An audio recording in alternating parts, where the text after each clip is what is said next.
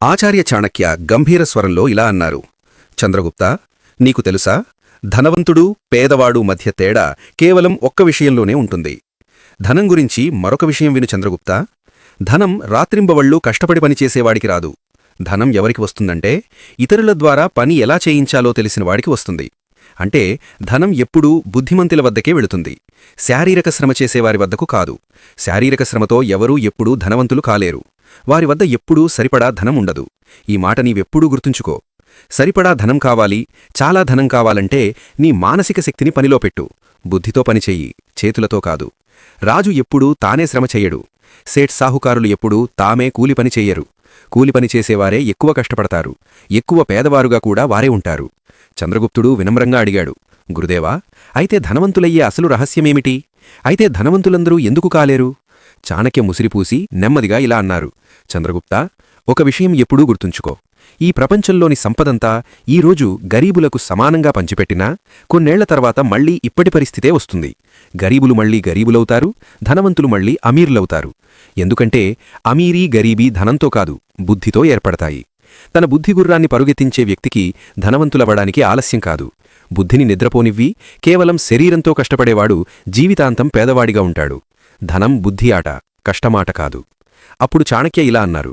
ఈరోజు నీకు 7 రహస్యాలు చెబుతాను. వీటిని తెలుసుకున్న తర్వాత నిన్ను ధనవంతుడిని చేరడానికి ఎవరూ అడ్డుకోలేరు. ఇవి చాణక్య నీతిలోని అత్యంత గాఢమైన సూత్రాలు. వీటిని అమలు చేస్తే ఒకరోజు మొత్తం భారతదేశం నీ పేరుతో జయఘోష చేస్తుంది. అప్పుడు చాణక్య మొదటి సూత్రం చెప్పారు. నియమం 1. నీ బుద్ధిలో డబ్బు పెట్టు. ఇది అతిపెద్ద పెట్టుబడి. నీవు నిజంగా ధనవంతుడవ్వాలనుకుంటే, జీవితంలో అంత ఎత్తుకు చేరాలనుకుంటే, డబ్బు కొరత లేకుండా, గౌరవం కొరత లేకుండా, స్వేచ్ఛ కొరత లేకుండా, అయితే మొదటి అతి ముఖ్యమైన పని ఏమిటంటే నీ దృష్టి, నీ డబ్బు, నీ సమయం అన్నీ మొదట నీ అక్కుపై, బుద్ధిపై పెట్టు. నీకు ముందే చెప్పాను కదా, శారీరక శ్రమను వదిలేయి. చేతులు కాళ్లతో కష్టపడడంలో తప్పేమీ లేదు.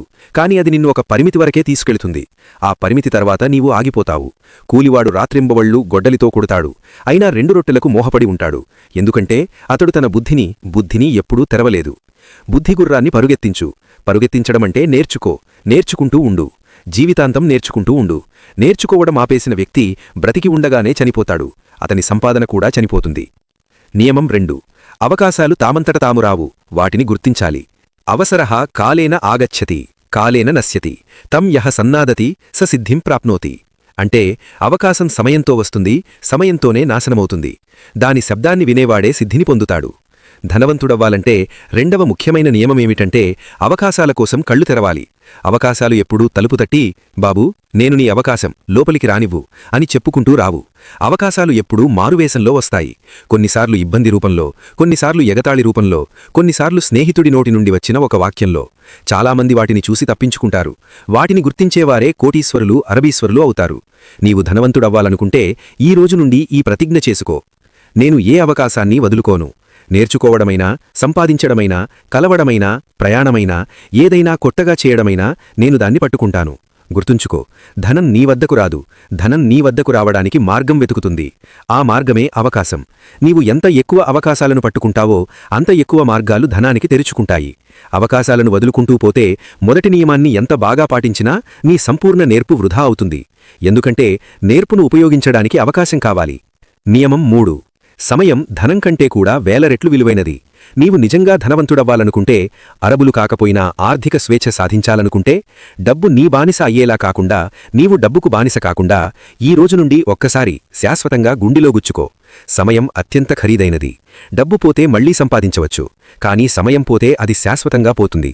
ఒక్కసారి పోయిందంటే తిరిగిరాదు. ప్రపంచంలోని అన్ని ధనవంతులు ఒక విషయం మీద ఏకీభవిస్తారు. వారి అతిపెద్ద ఆయుధం వారి సమయం మీద నియంత్రణ. వారి అతిపెద్ద పెట్టుబడి వారి సమయ నియంత్రణ. నీవు ఇప్పటికీ సమయాన్ని వృధా చేస్తున్నావంటే నీవు ధనవంతుడవ్వడానికి అర్హుడివి కాదు. ఎందుకంటే ధనవంతుడవ్వడం ఆట కాదు, ఇది యుద్ధం. ఈ యుద్ధంలో అత్యధికంగా క్రమశిక్షణ పాటించేవాడే గెలుస్తాడు. ధనం నీ వద్దకు అప్పుడే వస్తుంది, నీవు అది అర్హుడవని నీవు నిరూపించినప్పుడు. నీవు అది నిరూపించగలిగేది నీ ప్రతి క్షణాన్ని, ప్రతి శ్వాసను, ప్రతి నిమిషాన్ని దానికే అర్పించినప్పుడు. ఈ రోజు నుండి ప్రతిజ్ఞ చేసుకో. నా సమయం నా అతిపెద్ద ఖజానా. దీన్ని ఎవరినీ తాకనివ్వను. వృధా మాటమాడేవారిని, వృధా అలవాట్లని, వృధా ఆలోచనలని దగ్గరకి రానివ్వను. నా ప్రతి నిమిషం నా లక్ష్యానికే. 24 గంటల్లో 24 గంటలు నా కలకే. ప్రాణమున్నంతవరకు ఆగను. ఈ ఒక్క నియమాన్ని జీవితంలో అమలు చేసేస్తే 7 నియమాల్లో మిగిలినవన్నీ నీ జీవితంలోకి స్వయంగా వచ్చేస్తాయి. ఎందుకంటే సమయంపై ఆధిపత్యం సాధించినవాడు ధనంపై, జీవితంపై, విధిపై ఆధిపత్యం సాధించేస్తాడు. నియమం 4. ధనం రాకముందే నిన్ను సిద్ధం చేసుకో. ధనం సంపాదించడం కష్టం కాదు. నిజంగా కష్టమైనది ధనాన్ని నీ దగ్గర ఉంచడం. నీవు చూసి ఉంటావు, లాటరీ గెలిచినవాళ్లు 2-4 ఏళ్లలోనే బీదలవుతారు. జీతం పెరిగినవాళ్లు 1 సంవత్సరంలోనే మళ్లీ అదే ఏడుపు. వ్యాపారం చేసినవాళ్లు 2 ఏళ్లలోనే అప్పుల గుండంలో మునిగిపోతారు. ఎందుకంటే ధనం రాకముందే వాళ్లు తమను తాము సిద్ధం చేసుకోలేదు. వాళ్లు పాత్రలు మాత్రమే, సంయమనం లేని పాత్రలు. నీళ్లు పోస్తే అన్నీ కిందికి కారిపోతాయి. మా లక్ష్మి చాలా తెలివైనది. ఆమె ఎక్కడా ఉండదు. సంయమనం లేని చోట, నియంత్రణ లేని చోట, చెడు అలవాట్లున్న చోట. ధనం ఒక నది. నీవు ఒడ్డు గట్టవు. బంధం నిర్మించకపోతే అది పారిపోతుంది. ఆ ఒడ్డు నీ లోపలే నిర్మాణమవుతుంది, నీ అలవాట్లలో, నీ చరిత్రలో, నీ స్వభావంలో. కాబట్టి ఈరోజు నియమం అత్యంత కఠినమైనది, అత్యంత అవసరమైనది. ధనం రాకముందే నిన్ను సిద్ధం చేసుకో. నీవు ఈరోజు గరీబివి అయినా సంయమనం నేర్చుకుంటే రేపు ధనవంతుడైనా రాజులాగే ఉంటావు. నీవు ఈరోజు ధనవంతుడివైనా సంయమనం నేర్చుకోకపోతే రేపు బీదవై ఏడుస్తావు. ధనం వచ్చిన తర్వాతే నీ అసలు పరీక్ష మొదలవుతుంది. అది నీకు చూపిస్తుంది నీవు నిజంగా ఎవరివో. లోభమా, సంతోషమా, అహంకారమా, వినయమా, దుర్వ్యయమా, వివేకమా, ప్రదర్శనమా, గాంభీర్యమా? చాలామంది ఈ పరీక్షలో ఫెయిల్ అవుతారు. మొదటి పెద్ద జీతం వచ్చిన వెంటనే కొత్త గడ్డే, కొత్త ఫోన్, పార్టీ, మద్యం, ఆటపాటలు. 2 ఏళ్ల తర్వాత మళ్లీ అదే పాత సైకిల్. నేను నీతో చెబుతున్నాను, ధనం రాకముందే నిన్ను అలా తయారు చేసుకో. కోట్లు వచ్చినా నీవు ముందటిలాగే ఉండాలి. బూట్లు పాతవైనా లేదా ఇటాలియన్ బూట్లైనా నడక అదే ఉండాలి. భోజనం ఢాబాలోనా 5 నక్షత్రాలో, ఆకలి అదే ఉండాలి. ఇదే అసలు సన్నద్ధత. లోభం ధనానికి అతిపెద్ద శత్రువు. 2 పైసలు చేతికి రాగానే లోభం చెబుతుంది, అరే యార్, ఇప్పుడు జీవితం ఎంజాయ్ చెయ్యు, ఇప్పుడు మజా చెయ్యు. నీవు ఆనందించే ఆలోచనలో నీ భవిష్యత్తును చంపేస్తావు. నియమం 5. నీ సహవాసాన్ని సరిచేసుకో. నీ మనస్సును లక్ష్యం వైపు ప్రేరేపితంగా ఉంచు. నీవు ఎంత నేర్చుకున్నా, ఎన్ని అనుభవాలు పొందినా, ఎంత సమయం ఖర్చు చేసినా నీ సహవాసం చెడితే అన్నీ వృధా. నీవు ఎవరితో ఉంటావో అలాగే అవుతావు. నీ సంపాదన, నీ చరిత్ర, నీ భాగ్యం, నీ భవిష్యత్తు ఇవన్నీ నీ చుట్టూ ఉన్న 5గురి సగటుతో నిర్ణయమవుతాయి. నీవు ఎక్కడ కూర్చుంటావో, ఎవరితో టీ తాగుతావో, ఎవరితో రాత్రి గంటల తరబడి ఫోన్లో మాట్లాడుతావో అదే నీకు 10 సంవత్సరాల తర్వాత ఎక్కడ ఉంటావో చెబుతుంది. ధనవంతుడు కావాలనుకునే వ్యక్తి మొదట తన సహవాసాన్ని చూడాలి. ఎందుకంటే ఇనుము ఇనుముతోనే పదునవుతుంది. అలాగే మనిషి మనస్సు తనతో ఎక్కువ సమయం గడిపే వ్యక్తిలాంటిదవుతుంది. నీవు నీచులు, బద్ధకులు, కామాతురులు, ప్రతికూలంగా మాట్లాడేవాళ్ల మధ్య ఉంటే నీ మనస్సు కూడా అలాగే అవుతుంది. నీకు అనిపిస్తుంది, ప్రపంచంలో ఏమీ సాధ్యం కాదు, డబ్బు కేవలం అదృష్టంతోనే వస్తుంది, కష్టపడితే ఏమీ కాదు. ఇలాంటి ఆలోచనలతో నీవు స్వయంగా నీ కాళ్లపై గొడ్డలి వేసుకుంటావు. కాని నీవు ఉన్నత ఆలోచనలు కలిగినవారి, ధనవంతుల, విద్వాంసుల, సంయమనం కలిగినవారి, లక్ష్యనిష్ఠుల మధ్య ఉంటే నీ మనస్సు కూడా ఎగబాకుతుంది. నీకు స్వయంగా అనిపిస్తుంది, నేనూ చేయగలను. చంద్రగుప్త, జీవితంలో ఒక విషయం ఎప్పుడూ గుర్తుంచుకో. అప్పు అనేది పుట్టగత్తిలాంటిది. అది సంబంధాలను బలహీనం చేస్తుంది. ఎంత బలమైన సంబంధమైనా. అప్పుల వల్లే ధనానికి అత్యధిక నష్టం జరుగుతుంది. జీవితంలో డబ్బు అడగడానికి మన సొంత బంధువులే వస్తారు, కొన్నిసార్లు స్నేహితులు కూడా. కాని మనకు లేదు అని చెప్పడానికి ఇబ్బంది కలుగుతుంది. భయపడతాం, సంబంధం తెగిపోతుందేమో అని. నిజమేమిటంటే చాలామందికి లేదు ఎలా చెప్పాలో తెలియదు. సరైన మాటలు, సరైన విధానం ఉండదు. కాని ఈరోజు నీకు ఆ రణనీతి చెబుతాను. ఎవరైనా అప్పు అడిగి వచ్చినప్పుడు ఈ 3 ప్రశ్నలు అడిగితే వాళ్లు స్వయంగా అప్పు అడగడం మానేసి ఏదో ఒక బాహ్య కారణం చెప్పి నీ దగ్గర్నుండి జారుకుంటారు. కాని చంద్రగుప్త, ఇది ఒక విద్య. దీన్ని నీవు తెలుసుకోకపోతే ఎప్పటికీ ఇబ్బందుల్లోనే ఉంటావు. ఎందుకంటే నేను చూశాను, చాలామంది ఈ కారణంతోనే తమ జీవితకాల సంపాదనను కోల్పోతారు. నమస్కారం స్నేహితులారా, డే ఇన్స్పైర్డ్ ఛానల్కు మీకు మళ్లీ స్వాగతం. మీకు చాణక్య నీతి నచ్చితే కామెంట్లో తప్పకుండా చెప్పండి. మీరు భారతదేశంలో ఏ రాష్ట్రం నుండి ఈ వీడియో చూస్తున్నారో. అప్పుడు మాకు అర్థమవుతుంది మా మాటలు ఎక్కడెక్కడికి చేరుతున్నాయో. ఇప్పుడు ఆలస్యం లేకుండా వీడియో మొదలు పెడదాం. స్నేహితులారా, చాణక్య మాటలు ఈరోజు కూడా అంతే నిజమైనవి. అప్పటి కాలంలో ఎలా ఉన్నాయో అలాగే. ఊహించండి, చాణక్య కాలంలో పాటలీపుత్ర గల్లీల్లో ఒక సాధారణ వ్యాపారి ఉండేవాడు. పేరు విష్ణుదాస్. అతడు రాత్రింబవళ్లు కష్టపడి తన వ్యాపారం నడిపేవాడు. ధాన్యం అమ్మేవాడు, కొద్దిగా ఆదా చేసుకునేవాడు తన కుటుంబం కోసం. ఒకరోజు అతని దూరపు బంధువు వచ్చాడు. అన్నా, నా పంట నీళ్లల్లో పోయింది, కొద్దిగా డబ్బు అప్పు ఇవ్వు, తదుపరి పంటతో తిరిగి ఇస్తాను. విష్ణుదాస్ హృదయం కరిగింది. తన సంపాదనంతా ఇచ్చేశాడు. కాని నెలలు గడిచాయి, సంవత్సరాలు గడిచాయి. ఆ బంధువు కనిపించలేదు. తర్వాత తెలిసింది అతడు ఆ డబ్బును ఆడంబరంగా ఖర్చు చేశాడని. విష్ణుదాస్ కుటుంబం ఆకలితో బాధపడింది. పిల్లలు పాఠశాలకు వెళ్లలేకపోయారు. ఆ సంబంధం ముందే బలహీనమైపోయింది. చాణక్య అంటారు, ధనాన్ని కాపాడనమంటే కుటుంబాన్ని కాపాడడమే. ఈరోజు కూడా అదే జరుగుతోంది. ఫోన్లో మెసేజ్ వస్తుంది, భాయ్ ఎమర్జెన్సీ 500 అప్పు ఇవ్వు. మనం ఇస్తాం, ఇవ్వకపోతే చెడుగా అనిపిస్తుంది కదా. కాని నిజమేమిటంటే డబ్బు ఇచ్చిన తర్వాత సంబంధం బలపడడం కంటే బలహీనమవుతుంది. ఎందుకంటే డబ్బు తిరిగి రాకపోతే గొడవలు మొదలవుతాయి, అడిగితే మనమే విలనవుతాం. ఇప్పుడు ప్రశ్న, ఈ ఉచ్చు నుండి ఎలా తప్పించుకోవాలి? చాణక్యనీటి మనకు చెబుతోంది, భావోద్వేగాలలో పడకు, బుద్ధితో నడుచు. నీకు చాణక్య చెప్పిన 5 మార్గాలు సరళంగా ఒక ముసలి గురువు శిష్యులకు వివరిస్తున్నట్లు చెబుతాను. ఈ మార్గాలతో నీవు ఎవరినీ బాధపెట్టకుండా లేదు అని చెప్పగలవు. అందులో చాణక్యకాలపు కథలు కూడా జోడిస్తాను. ఈ సూత్రాలు ఎంత పురాతనమైనవో, ఇప్పటికీ ఎంత పనిచేస్తాయో మీరు అనుభవిస్తారు. ఇప్పుడు చాణక్య చెప్పిన 5 మార్గాలను వివరంగా చూద్దాం. మొదటి మార్గం, తక్షణం సమాధానం ఇవ్వకు, సమయాన్ని ఢాలుగా ఉపయోగించు.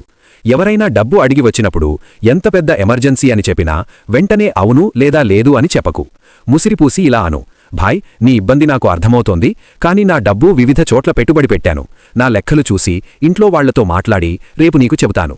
ఈ 24 గంటలు నీకు ఆలోచించే అవకాశమిస్తాయి, అదే సమయంలో వాళ్ల నిజాయితీని కూడా పరీక్షిస్తాయి. చాణక్య కాలంలో ఒక రాజకుమారుడుండేవాడు. ఎప్పుడూ తొందరపాటు నిర్ణయాలు తీసుకునేవాడు. ఒకసారి ఒక జాసూస్ వచ్చి, మహారాజా, శత్రుగూఢచార్య కోసం తక్షణమే బంగారు నాణేలు కావాలి అన్నాడు. రాజకుమారుడు వెంటనే ఇచ్చేశాడు. తర్వాత తెలిసింది ఆ జాసూస్ శత్రువు వాడని. చాణక్య అతన్ని తిట్టారు. సమయం తీసుకో, ఆలోచించు, తర్వాత నిర్ణయం తీసుకో. ఈరోజు కూడా అదే పనిచేస్తుంది. ఎవరైనా యూపీఐ ట్రాన్స్ఫర్ అడిగితే చెప్పు, బ్యాంకు ఇప్పుడు మూసేసిందిరా, రేపు చూద్దాం. చూస్తావు, నిజమైన అవసరం లేకపోతే వాడు ఎదురుచూడడు, వేరే ఎవరి దగ్గరికైనా వెళ్ళిపోతాడు. నా ఒక స్నేహితుడు ఇలాగే చేశాడు. అతని చచ్చేర సోదరుడు 20,000 అడిగాడు. స్నేహితుడు సమయం అడిగాడు.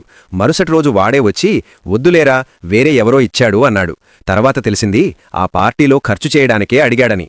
ఇలాంటి చిన్న అనుభవాలు మనకు ధైర్యం ఎంత పెద్ద ఆయుధమో నేర్పుతాయి. రెండవ మార్గం, సరైన విధంగా ప్రశ్నలడుగు. 24 గంటల తర్వాత వాడు మళ్లీ వచ్చినప్పుడు పైసా లేదు అని సాకులు చెప్పకు. బదులుగా ఇలా అడుగు, భాయ్ నేను సహాయం చెయ్యాలనుకుంటున్నాను, కానీ ఈ డబ్బు నాకు త్వరగా తిరిగి కావాలి. నాకు నా ఖర్చులు ఉన్నాయి. నీవు తిరిగి ఇచ్చే ఖచ్చితమైన ప్లాన్ ఏమిటి? డబ్బు ఎక్కడి నుండి వస్తుంది? ఈ ప్రశ్నలు వాళ్ల నిజాయితీని బయటపెడతాయి. చాణక్య అంటారు, ప్రశ్న అనేది బాణం, అది అబద్ధాన్ని ఛేదిస్తుంది. అప్పటి కాలంలో ఒక సాహుకారుడు ఎప్పుడూ అప్పులు తీసుకునేవాడు. కాని చాణక్య శిష్యులకు ఇలా నేర్పారు, ఎలా తిరిగిస్తావు అని అడుగు. వాడు గోలమాలుగా సమాధానమిచ్చేవాడు. అప్పుడు ప్రజలు తప్పించుకునేవారు. ఈరోజు కూడా అదే. ఎవరైనా శాలరీ వచ్చినప్పుడు ఇస్తాను అంటే సరే, కాని చింతపడకు, నమ్మకం పెట్టు అంటే జాగ్రత్త. అప్పుడు నీవు ఇలా అను, నమ్మకం ఉందిరా, కాని సంబంధం డబ్బు కంటే పెద్దది. డబ్బు రాకపోతే సంబంధం చెడిపోతుంది, అది నేను కోరుకోను. ఈ మాట వాళ్లను ఆలోచింపజేస్తుంది. నా మౌసీతో ఒకసారి ఇలాంటిది జరిగింది. ఆమె బావమరిది పైసా అడిగాడు. మౌసీ ప్రశ్నలు అడిగింది. వాడు తడబడి, వద్దులే చాచీ, వేరే ఎవరో తీసుకుంటాను అన్నాడు. తర్వాత తెలిసింది ఆ డబ్బును షేర్ మార్కెట్లో పెట్టి ఓడిపోయాడని. ప్రశ్నలు అడగటం నిన్ను రక్షకుడిని చేస్తుంది, దోపిడీదారుణ్ణి కాదు. మూడవ మార్గం, భద్రత, సెక్యూరిటీ కోరు, బంధకం నియమం. వాడు ఇంకా జిద్దుగా ఉంటే ఇలా అను, భాయ్ నియమాలుంటాయి కదా, నేనిస్తాను, కాని ఒక చిన్న గ్యారంటీ కావాలి. చెక్కు ఇవ్వు లేదా ఏదైనా వస్తువు పెట్టు. చాణక్య అంటారు, బంధకం లేకుండా ధనమివ్వడం అంటే ఇసుకలో నీళ్లు పోయినట్లే. అప్పటి కాలంలో బంగారు ఉంగరం లేదా భూమి కాగితం పెట్టేవారు. ఒక కథ ఉంది. చాణక్య శిష్యుడు ఒక వ్యాపారి నుండి అప్పడిగాడు. నమ్మకముంది అన్నాడు. చాణక్య జోక్యం చేసుకుని, నమ్మకం మంచిది, కాని రుజువు మరింత మంచిది అన్నారు. వ్యాపారి చెక్కడిగాడు. ఆ వ్యక్తి పారిపోయాడు. ఈరోజు పోస్ట్ డేటెడ్ చెక్ అడుగు. వాడు కోపగిస్తే ఇలా అను, చెక్కు కాదురా, ఇది కేవలం సేఫ్టీ. స్వచ్ఛమైన ఉద్దేశం ఉన్నవాడు ఇస్తాడు, లేనివాడు తప్పుకుంటాడు. నా పొరుగువాడు ఎప్పుడూ అప్పులిచ్చేవాడు. ఒకసారి గ్యారంటీ అడిగాడు. మాట్లాడినవాడు కోపగించాడు. కాని తర్వాత తెలిసింది ఆ వ్యక్తి ఇతరులను మోసం చేస్తున్నాడని. ఇలా చేసినందుకు నా పొరుగువాడి డబ్బు కాపారబడింది. నాలుగవ మార్గం, లోటు భ్రమ, కొరత భావన కల్పించు. వాడు ఇంకా ఒత్తిడి చేస్తూ, సరే ఇంట్లో వాళ్లతో మాట్లాడు అంటే నీవి ఇలా సమాధానమివ్వు, యార్ డబ్బు ఉండేది, కాని ఇప్పుడే ఫిక్స్డ్ డిపాజిట్లో పెట్టేశాను. ఇప్పుడు తీస్తే పెనాల్టీ వస్తుంది, నష్టమవుతుంది. నీవు ఆ నష్టాన్ని భరిస్తే తీసిస్తాను. చాణక్య దీన్ని అభావమాయ అని పిలిచారు. అప్పటి కాలంలో ఒక రాజు తన మంత్రిని ఇలా అన్నాడు, నా దగ్గర ఖజానా ఉంది, కాని ఇప్పుడు మూసేశాను. దాన్ని తెరవడానికి ఖర్చు నీవి ఇస్తే ఇస్తాను. మంత్రి వెనక్కి తప్పుకున్నాడు. ఈరోజు కూడా ఇదే పనిచేస్తుంది. ఎవరూ నీ నష్టాన్ని ఎందుకు భరిస్తారు? వాళ్లే అంటారు, వద్దులే, ఏదో ఒకటి చూసుకుంటాను అని. నా చచ్చేర తాత ఇలాగే చేశాడు. అతని స్నేహితుడు డబ్బడిగాడు. తాత అన్నాడు, బ్యాంకు నుండి తీస్తాను, కాని పెనాల్టీ వస్తుంది. స్నేహితుడు వెంటనే, వద్దులేరా, వేరే ఎవరో ఇస్తారు అని వెళ్ళిపోయాడు. ఇలా చతురతతో గొడవ లేకుండా డబ్బు కాపాడుకోవచ్చు. ఐదవ మార్గం, చిన్న దానమివ్వు సహాయముంటే. చాణక్య అంటారు, దానంతో శత్రులు కూడా మిత్రుడవుతాడు. ఎవరైనా నిజంగా ఇబ్బందిలో ఉన్నారని అనిపిస్తే బిడ్డ ఫీజు, ఆస్పత్రి ఖర్చు వంటివి పూర్తి మొత్తం అప్పుగా ఇవ్వకు. ఇలా అను, భాయ్, పూర్తి మొత్తం ఇవ్వలేను కాని ఇంతమాత్రం ఇవ్వగలను. దీన్ని తిరిగి ఇవ్వాల్సిన అవసరం లేదు. ఇలా చేస్తే నీ ఎక్కువ డబ్బు కాపాడబడుతుంది, నీ గౌరవం పెరుగుతుంది. వాడు మళ్లీ పెద్ద మొత్తం అడగడు. చాణక్య కాలంలో ఒక గరీబు రైతు రాజు దగ్గరికి వచ్చాడు. రాజు పూర్తి సహాయం ఇవ్వలేదు, కాని చిన్న మొత్తం ఇచ్చాడు. ఆ రైతు ఎప్పుడూ కృతజ్ఞుడిగా ఉన్నాడు. ఈ రోజు కూడా అదే. 50,000 అడిగితే 5,000 లేదా 10,000 దానంగా ఇవ్వు. వాడు సంతోషిస్తాడు, నీవు సురక్షితంగా ఉంటావు. నా ఒక సోదరి ఇలాగే చేసింది. ఆమె స్నేహితురాలు పెద్ద మొత్తం అడిగింది. సోదరి చిన్న మొత్తం దానంగా ఇచ్చింది. ఆ స్నేహితురాలు సంతోషించింది. రిష్టం మరింత బలపడింది. పెద్ద మొత్తాల విషయంలో, అంటే లక్షలు వంటివి అయితే కాగితపు పని తప్పనిసరి. చాణక్య అంటారు, లిఖితం లేని వ్యవహారం వివాదాలకు బీజం. అగ్రిమెంట్ రాసుకో, చెక్కు తీసుకో. స్వచ్ఛ ఉద్దేశ్యం ఉన్నవాడు అంగీకరిస్తాడు, లేనివాడు పారిపోతాడు. చివరి సందేశం, చాణక్య శిక్షణ. సంబంధాల విలువ తెలుసుకో. లేదు అనడం వల్ల సంబంధం తెగిపోతుందంటే అది అసలు సంబంధమే కాదు. స్వీయ రక్షణే ముఖ్యం. ఈ రోజు నుండి ఈ నియమాలను అమలు చెయ్యి. సమయం తీసుకో. సరైన ప్రశ్నలు అడుగు. భద్రత కోరు. లోటు భావన కల్పించు. అవసరమైతే చిన్న దానమివ్వు. లేదు అనడం ఆత్మసన్మానం. ధన రక్షణ అంటే స్వాభిమాన రక్షణ. చాణక్య నీతి శాశ్వతం. ఈ సూత్రాలు అప్పట్లోనూ ఇప్పుడు ఎప్పుడూ పనిచేస్తాయి. నమస్కారం స్నేహితులారా. ఈ వీడియో మీకు నచ్చితే లైక్ చేయండి, షేర్ చేయండి, సబ్స్క్రైబ్ చేసి బెల్ ఐకాన్ నొక్కండి. కామెంట్లో మీ రాష్ట్రం చెప్పండి, మీరు ఎక్కడి నుండి చూస్తున్నారో తెలియచేయండి. మళ్ళీ కలుద్దాం మరొక ఉపయోగకరమైన వీడియోతో. జై హింద్.